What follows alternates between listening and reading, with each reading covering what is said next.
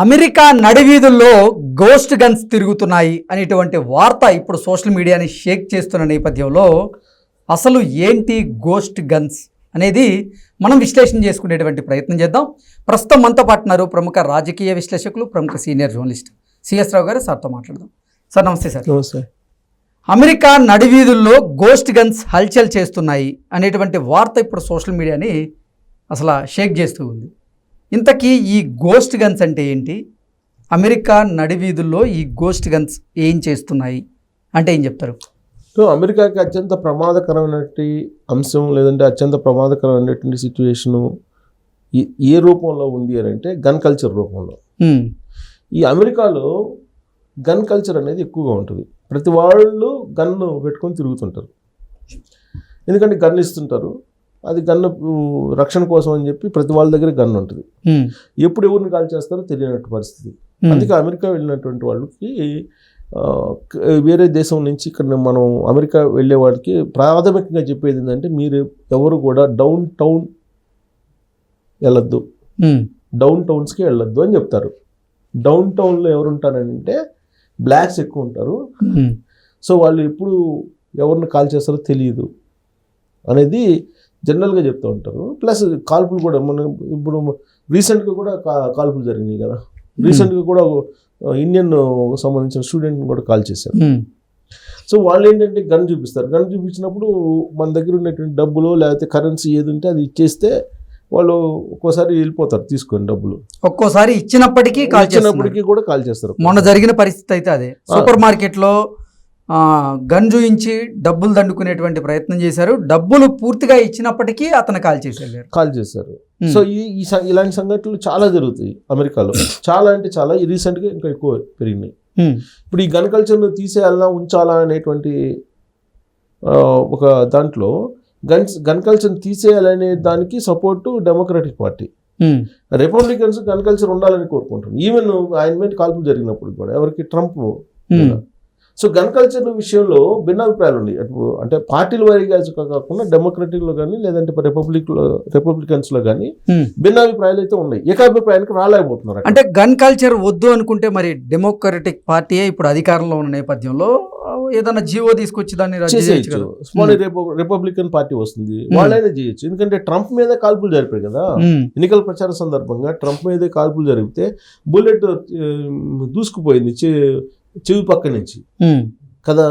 So కాబట్టి gun culture అనేది అక్కడ ప్రమాదకరమైనటువంటిది అమెరికాలో.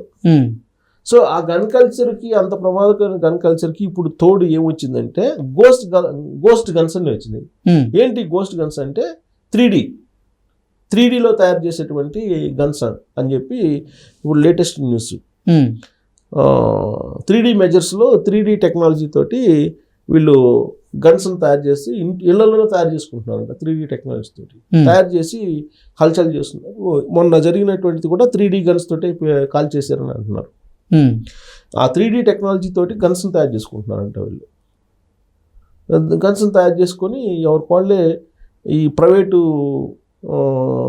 దుమ్మీలు, తర్వాత ప్రైవేట్కి సంబంధించినటువంటి యాక్టివిటీస్కి పాల్పడుతున్నారు అనేది ఇప్పుడు అమెరికాలో ఒక పెద్ద న్యూస్. మీరు ఈ మధ్యకాలంలో చూస్తే కనుక ఒక గోల్డ్ షాప్లో కూడా దొంగలు పడి గోల్డ్ తీసుకెళ్లారు అమెరికాలో. ఆ విజువల్స్ కూడా వచ్చినాయి. తర్వాత మీకు ఈ రీసెంట్గా జరిగినటువంటి క్రైమ్స్లో ఆల్మోస్ట్ 50% ఈ గోస్ట్ గన్స్ తోటి చేసినటువంటివే ఉన్నాయని అంటున్నారు. గోస్ట్ గన్స్ తోటి చేసినటువంటి జరిగినటువంటి క్రైమ్ ఏదైతే ఉందో దాన్ని అక్కడ ఉన్నటువంటి పోలీసులు, కాప్స్ అంటారు అక్కడ అమెరికాలో, వాళ్ళు తెలుసుకోవటంలో ఎవరైతే పేల్చారో గన్స్ని ఉపయోగించారో వాళ్ళని కనుక్కోవటంలో వీళ్ళు వైఫల్యం చెందుతున్నారండి. ఎందుకనంటే ఇప్పుడు ఒరిజినల్గా గన్స్ లైసెన్స్ తీసుకున్నటువంటి వాళ్ళకి ఒక కోడ్ ఇస్తారు, అక్కడ నెంబర్ ఇస్తారు. వీళ్ళది ఆల్రెడీ సోషల్ సెక్యూరిటీ కోడ్ ఉంటుంది, లేదంటే గ్రీన్ కార్డు ఉంటుంది. అన్ని నెంబర్స్ మెన్షన్ చేసుకొని వీళ్ళ దగ్గర రికార్డు ఉంటుంది. ఏదైనా క్రైమ్ జరిగినప్పుడు ఆ కోడ్ని బట్టి ఎవరు దీనికి పాల్పడ్డారు అనేది ఇమీడియట్గా అక్కడ ఉన్న పోలీసులు ఇన్వెస్టిగేషన్లో ఐడెంటిఫై చేస్తున్నారు. కానీ ఇప్పుడు ఈ 3D టెక్నాలజీ తోటి తయారు చేసినటువంటి గోస్ట్ గన్స్ ఏవైతే ఉన్నాయో వాటికి అలాంటివి ఏమి ఉండలేదు. సో కాబట్టి ఎవరైనా కాల్చినా కానీ కాల్చినటువంటి వాళ్ళు ఎవరు అనేది తెలుసుకునే దానికి కష్టం అవుతుంది. దాంతో అక్కడ ల్యాండ్ ఆర్డర్ చేదాటిపోతుంది అనేటువంటి ఒక ఆందోళన ఇప్పుడు అమెరికాలో ఉంది. ఇప్పుడు అమెరికాలో ఎప్పుడు ఏ క్షణంలో ఎక్కడ జరిగినా ఏమి చేయలేని పరిస్థితుల్లో అమెరికా పోలీసులు ఉన్నారనేది చెప్తున్నారు. రీసెంట్గా జరిగినట్టు సంఘటనలో 50% ఈ 3D టెక్నాలజీ తయారు చేసినటువంటి గోస్ట్ గన్స్ తోటే పాల్పడుతున్నారు అనేది. ఇవి రాబోయేటువంటి రోజుల్లో మరింత ఎక్కువైనటువంటి అవకాశం ఉంది. ఇది చాలా ప్రమాదకరం అంతర్గతంగా అమెరికాలో అంతర్గత సమాజంలో అనేది ఒకటి. అందుకే ఈ 3D గన్స్ ఇప్పుడు కెనడా ఉంది, కెనడాలో కూడా దీని ప్రభావం ఎక్కువైనందువల్ల దాన్ని బ్యాన్ చేశారంట. అలాగే జపాన్లో కూడా ఈ గోస్ట్ గన్స్ని బ్యాన్ చేశారు. అలాగే మరో ఐరోపా కంట్రీలో కొన్ని కంట్రీల్లో కూడా వీటిని బ్యాన్ చేశారు. బట్ అమెరికాలో ఈ బ్యాన్ అనేది లేదు. ఇంకొకటి సార్, అమెరికాలో ఈ గన్ కల్చర్ దెబ్బకి బలవుతున్న వారిలో ఎక్కువగా మన ఇండియన్స్, అందులోనూ తెలుగు వాళ్ళు ఎక్కువగా ఉన్నారు. అవును, తెలుగు వాళ్ళు కారణం ఏంటంటే ఇక్కడి నుంచి వెళ్ళేటువంటి వాళ్ళకి అక్కడ చట్టాల మీద అవగాహన ఉండాలి ఫస్ట్ ఆఫ్ ఆల్. తర్వాత అక్కడ కల్చర్ మీద అవగాహన ఉండాలి. ఎగ్జాక్ట్లీ. తర్వాత అక్కడ ప్రాంతాల మీద కూడా అవగాహన ఉండాలి. అణచివేత గురైన వాళ్ళు కొంతమంది. ఇప్పుడు మీకు అమెరికాకి వెళ్తే కనుక అమెరికాలో మనలాగా ఇక్కడ బిచ్చం ఎత్తుకునే వాళ్ళు మనకు ఒక 10 రూపాయలు ఇవ్వమ్మా లేదంటే ₹1 ఇవ్వమ్మా అని దానం అడుగుతుంటారు. అక్కడ అడగరు, జస్ట్ ఒక బోర్డు పెట్టుకుని ఉంటారు. బోర్డు పెట్టుకొని వాళ్ళు అడుక్కోవడం కూడా కాదు, అది హెల్ప్ అని రాస్తారు. బోర్డు పెట్టుకుంటారు అంతే. బోర్డు పెట్టుకున్నప్పుడు వాళ్ళకి $1 లేదా $2 $5 వేసి వెళ్తుంటారు అందరూ. అలా వేయకుండా వెళ్ళినప్పుడు వాళ్ళు రియాక్ట్ అయినప్పుడు వాళ్ళు ఏం చేస్తాడో తెలియదు. నువ్వు వేసి $1 $2 నీ దగ్గర ఏదో వేసి వెళ్తావు, నువ్వు వేయలేదు. నువ్వు వెళ్ళినప్పుడు వాడి దగ్గర గన్ ఉంటుంది, వాడి గన్ తీసుకుని పేల్చేస్తాడు, ఇమీడియట్గా పేల్చేస్తాడు, దానికేమీ ఇది లేదు. ప్లస్ వాళ్ళు ఎవరైతే హంగర్స్ అంటే వాళ్ళు అడుక్కున్న వాళ్ళు ఉంటారు అక్కడ, హంగర్ మెన్స్ ఎవరైతే ఉంటారో వాళ్ళు కాల్చినా కానీ పెద్ద నేరం కింద తీసుకోరు దాన్ని అక్కడ. ఎందుకంటే వాళ్ళ ఆకలి బాధల్లో కాల్చారు అనేటువంటి కాన్సెప్ట్లో వెళ్ళిపోతారు అక్కడ. అది తెలియక మనోళ్ళు ఏం చేస్తారంటే, మనోళ్ళు సహజంగా కూడా డబ్బులు తొందరగా తీరు అక్కడ ఎక్కువ మంది. ఇప్పుడు అక్కడికి వెళ్ళినా కానీ అమెరికా వెళ్ళినా కానీ మనోళ్ళు ఏం చేస్తారంటే $1 పట్టుకొని ఇవాళ మనకి $85 ఉంది అంటే $85 కళ్ళకి కనపడుతుంటాయి తప్పితే డాలర్ కనపడదు. ఇక్కడ $1 అనేది అక్కడ ఉండే వాళ్ళకి $1 అనేది వాళ్ళ మైండ్ సెట్లో ఉంటుంది. కానీ మనోళ్ళకి ఏంటి, $1 వాళ్ళు కనిపిస్తున్నా కానీ ఈ డాలర్లో $85 కనపడుతుంటాయి.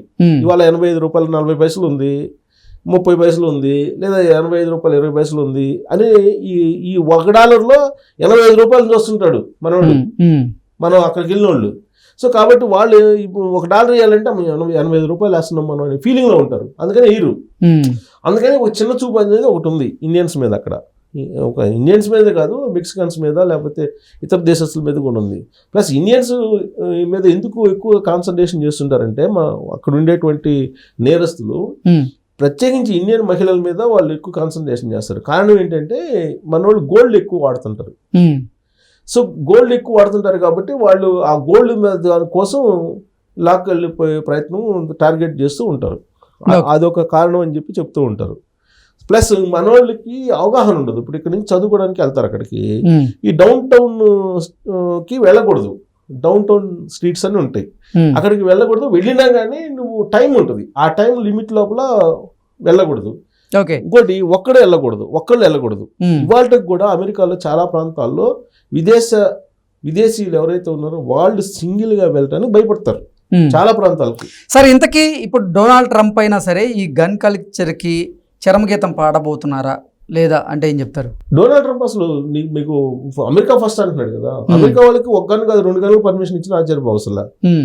ఇప్పుడు అతను గన్ కల్చర్ అనేది రాను రోజుల్లో అమెరికాలో ఇంకా ఎక్కువ అయ్యేటువంటి అవకాశం ఉందంట. సైన్యాన్ని దింపి బయటికి గెంటేయాలని చెప్పి కాన్సెప్ట్ ఆయన అన్నాడు కదా. ఆయన అమెరికన్ బోర్డర్ సెక్యూరిటీనే దింపేసి ఇల్లీగల్ ఇమిగ్రెంట్స్ ఎవరైతే ఉన్నారో వాళ్ళు తరివేయండి అని చెప్పి చెబుతున్నారు కదా. ఇప్పుడు ఆ విధంగా తరివేయకపోతే మీరే గన్స్ పట్టుకోండి అని చెప్పిన ఆశ్చర్యపోసలా. జనవరి 20 తారీఖు తర్వాత ట్రంప్ ఏం చేస్తారో తెలియదు. అసలు మీరు హోస్ట్ గన్స్ని మీరు కనుక అదుపు చేయకపోతే, బ్యాన్ చేయకపోతే ఆయన చెప్పవసరలా. అమెరికాలో అసలు ఎప్పుడు ఏం జరిగిందో తెలియని పరిస్థితి ఏర్పడింది. మామూలుగా గన్ కల్చర్కే భయపడుతున్నారు. ఇప్పుడు గోస్ట్ గన్స్ వచ్చినాయి. గోస్ట్ గన్స్ వచ్చిన తర్వాత ఎప్పుడేం జరుగుతుందో కూడా తెలియనటువంటి పరిస్థితి అక్కడ నెలకొంది. టెర్రరైజ్ అయ్యే పరిస్థితి ఉంది. Okay sir, thank you so much అండి. Thank you.